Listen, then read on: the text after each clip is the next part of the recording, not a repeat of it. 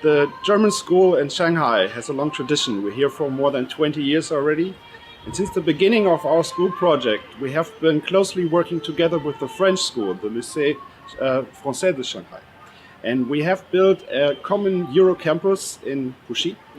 And out of the experience that both schools made there forming one common campus came the idea, looking at the growing student numbers that we had during the last years, to build another Euro campus in the Yangpu district.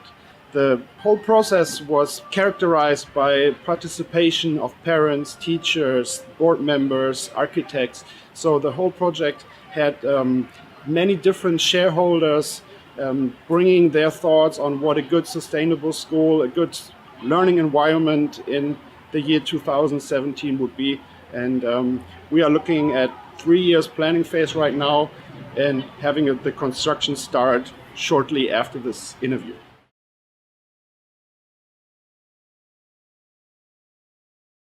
The biggest challenge was time. If you want to allow for participation, it takes time.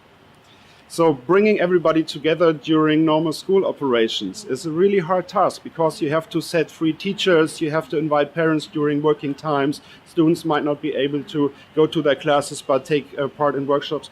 So this is something that at some point led to just a small group of people continuing further, because in the first stage we had bigger groups, students, parents, teachers.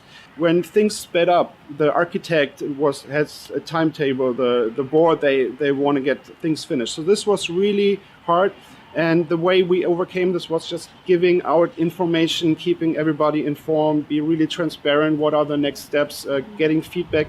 But it was hard to get everybody involved during the whole process.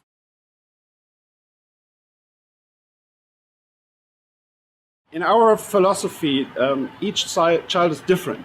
Each child is different in the stage at which the child learns, at the age. The interests are different, and each child might bring different strengths and maybe also weaknesses with them. So the philosophy behind the new building is that the building should act as the third teacher, encouraging children to find their own individual way of learning, to work together in groups, do cooperative learning. And the teacher, the same as the building itself, is just somebody who guides the learning process. So the building structure that we choose was a cluster idea. We thought about bringing many small schools into one big building. So these clusters form like a family living room kind of environment. We have classrooms, differentiation rooms, there's a marketplace, there's library spaces, niches, and each cluster is independent from the other clusters.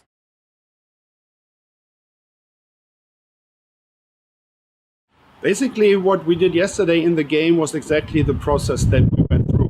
So gathering ideas from different stakeholders, clustering the different functions, assigning atmospheres.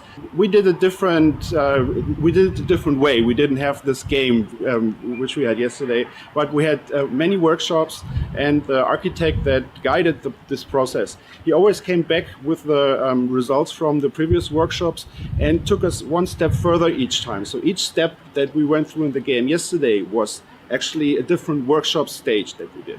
So yesterday we organized the different functions in these little clusters, and we called it a bubble. So in the end we had a bubble diagram, and these bubbles would be arranged in a way so that the architect that would actually draw the building have all the functions in one place, have the interconnectivity between different areas.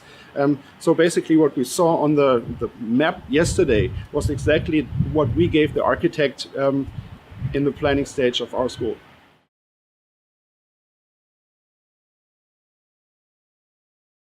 I see my role as like a facilitator. I want to integrate the different opinions because obviously I'm standing here for the users, but the users are not only the teachers, the users are the students, the users are maybe also the janitor. So we took great care that little functions, little things were put into the design, and obviously the students are the most important users because they are the ones we do all this for. and we had the students give feedback on the design and integrate them. We had the parents choose the architect, so everybody was involved, and I think this is something that really stands for our German way to do things, bring all the stakeholders together in order to have a building that everybody can identify with and that really fulfills the needs from everybody who's going to be working there.